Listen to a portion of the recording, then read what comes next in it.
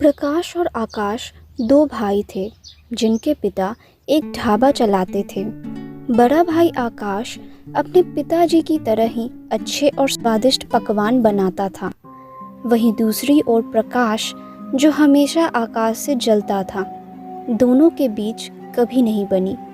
जब उनके पिता का निधन हुआ तो आकाश ने अपने भाई से कहा, भाई, पिताजी अब नहीं रहे। अब उनका ढाबा हमें साथ मिलकर चलाना होगा। नहीं, मुझे तेरे साथ ढाबा नहीं चलाना। ढाबे के तो दो हिस्से होंगे। मैं अपना ढाबा अपने तरीके से चलाऊंगा।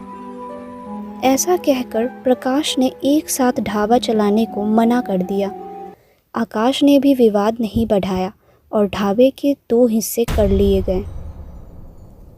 आकाश ने अपने ढाबे को बेहतर तरीके से चलाने के लिए कुछ सहायक रखे, जैसे सरिता, जो मसाले बनाने की कला में माहिर है, दीपू और गुड्डू, जो ग्राहकों के ऑर्डर लेते और साथ ही अन्य काम भी करते। दूसरी ओर प्रकाश ने भी एक सहायक रघु को रखा। कुछ दिन बीतते हैं। आकाश के हाथों का स्वादिष्ट खाना लोगों को पसंद आ रहा था। लोग उसकी तारीफ करते। वाह आकाश, तुम तो अपने पिता से भी अच्छा खाना बनाते हो। आकाश का ढाबा अच्छा चल रहा था। वहीं दूसरी ओर प्रकाश के यहाँ कम ग्राहक आते।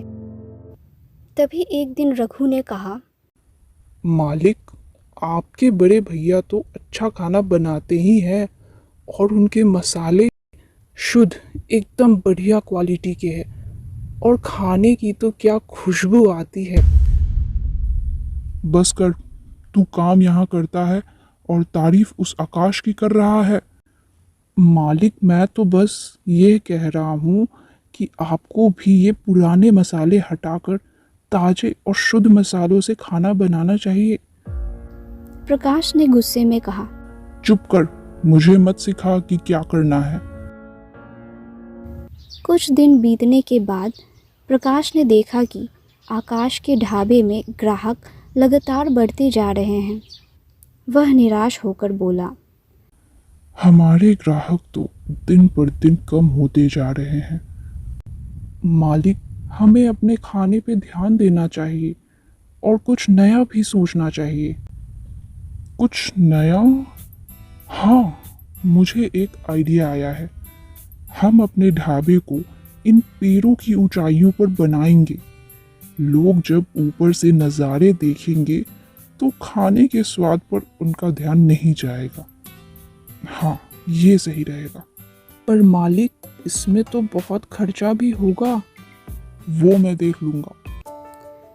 प्रकाश ने अपना घर गिरवी रखकर और खूब खर्चा करके अपना नया ढाबा बनवाया। लोगों को ढाबे का ये रूप बहुत पसंद आने लगा और जल्द ही प्रकाश के ढाबे के ग्राहक भी बढ़ने लगे। ऐसे ही एक दिन प्रकाश के ढाबे में लोगों की भीड़ क्षमता से ज़्यादा बढ़ने के कारण नीचे के दो स्तंभ टूट गए और कई सारे लोग ऊपर ही फंस गए और चिल्लाने लगे। बचाओ, बचाओ, बचाओ हमें। हंगामा सुनते ही आकाश भी आया और उसने कुछ गांव वालों की मदद से सभी को बचा लिया। ढाबे के इस तरह टूट जाने के कारण लोगों ने प्रकाश को बहुत बुरा भला कहा। प्रकाश का हौसला अब टूट चुका था। तभी आकाश ने उसे सहारा देते हुए कहा, देखो भाई, इस तरह अलग रहकर खुद को तकलीफ मत दो। बाबा का सपना था कि ये ढाबा हम दोनों भाई मिलकर चलाएं। मुझे माफ कर दो भैया, मैं हमेशा तुमसे जलता रहा, पर तुमने मुझसे नफरत नहीं की और आज मुसीबत आने पर मेरी मदद कर रहे हो। आकाश ने प्रकाश को माफ कर दिया और अब से दोनों भाई मिलकर अपना ढाबा चलाने लगे। एक बार की बात है। एक जमींदार एक कुम्हार के घर जाता है। गोविंद, ओ गोविंद, कहाँ हो? बाहर आओ।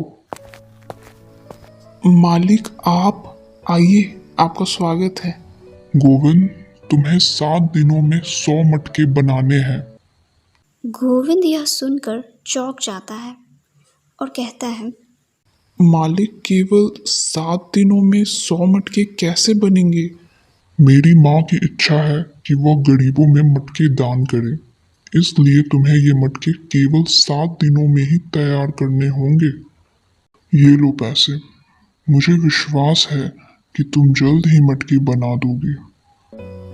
ठीक है मालिक। गोविंद का पड़ोसी मनीष और उसकी पत्नी अपने घर से यह सब देख रहे होते हैं। मनीष भी गोविंद की तरह मटके बनाने का काम करता है, लेकिन वह गोविंद को बिल्कुल भी पसंद नहीं करता, क्योंकि दोनों एक जैसा ही काम करते हैं, पर गोविंद उससे अच्छा कमा लेता है। गोविंद को इतना बड़ा ऑर्डर मिलते देख मनीष और उसकी पत्नी को उन लोगों से जलन हो रही थी। जमींदार को इस पर बहुत विश्वास है ना? ठीक है, भरोसा कैसे तोड़ा जाता है वो मुझे अच्छी तरह पता है। गोविंद बाजार जाकर मिट्टी लाता है और मटके बनाना शुरू कर देता है। वह एक दिन में कई सारे मटके बना लेता है। वह बिना आराम किए लगातार काम कर रहा था। तभी उसकी पत्नी कहती है, सुनिए, खाना खा लीजिए। आप सुबह से काम ही कर रहे हैं। बस अभी आया। जल्दी आइए। गोविंद खाना खाने चला जाता है। तभी उसका पड़ोसी मनीष वहाँ आ जाता है और वह यह सब देखकर चौंक जाता है कि गोविंद ने एक ही दिन में इतने सारे मटके तैयार कर लिए हैं। गोविंद की जमींदार के सामने ऐसी बेइज्जती करूंगा कि कहीं मुंह दिखाने लायक नहीं रहेगा। मनीष ने एक योजना बनाई, जिसके लिए वह एक हलवाई के पास जाता है और उससे कहता है, बंसी चाचा, आप इतने बड़े हलवाई हो, आपके बनाए खाने के चर्चे तो दूर दूर तक फैले हैं। हाँ मनीष, वो तो है।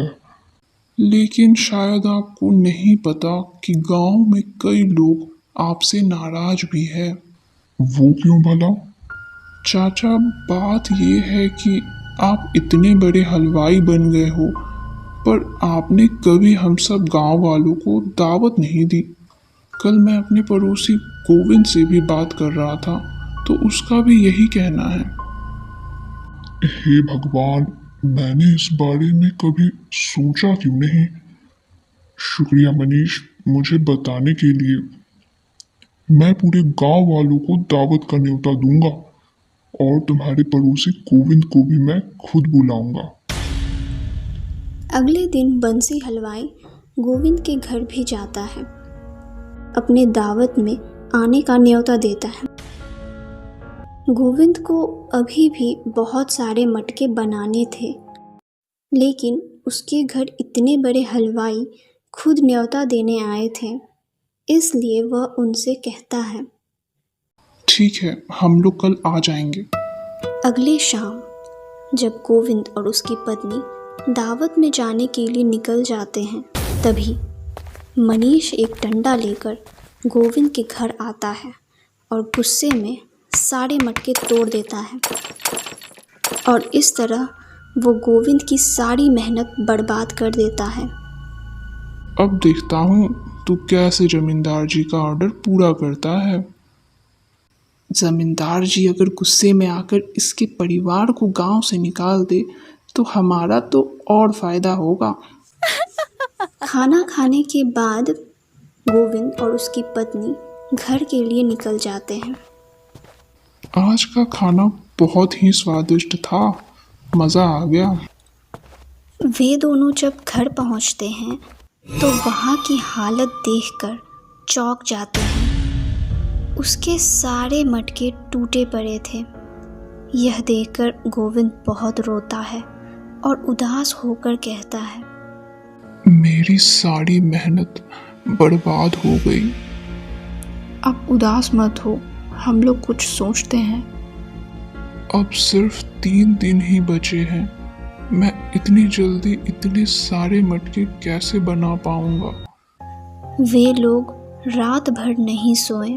उसकी पत्नी सोच रही थी, ये सारे मटके अपने आप तो नहीं टूटे हैं, किसी ने जानबूझकर तोड़ा है। अगले दिन मनीष की सास उसके घर जाती है। बेटी, ओ बेटी, दरवाज़ा खोल। आवाज़ सुनकर गोविंद की पत्नी भी आकर खिड़की के पास खड़ी हो जाती है। मनीष की पत्नी दरवाज़ा खोलती है। माँ, तुम? दामाद जी कहाँ है? माँ, वे तो बहुत काम कर रहे हैं। दामाद जी ऐसा क्या काम कर रहे हैं? माँ, वो मटके बना रहे हैं। हमारे पड़ोसी गोविंद को जमींदार ने 100 मटके बनाने का काम दिया था। उसने कई सारे मटके बना भी लिए थे, पर कल शाम वे जब घर से बाहर गए तब हमने उनके सारे मटके तोड़ डाले।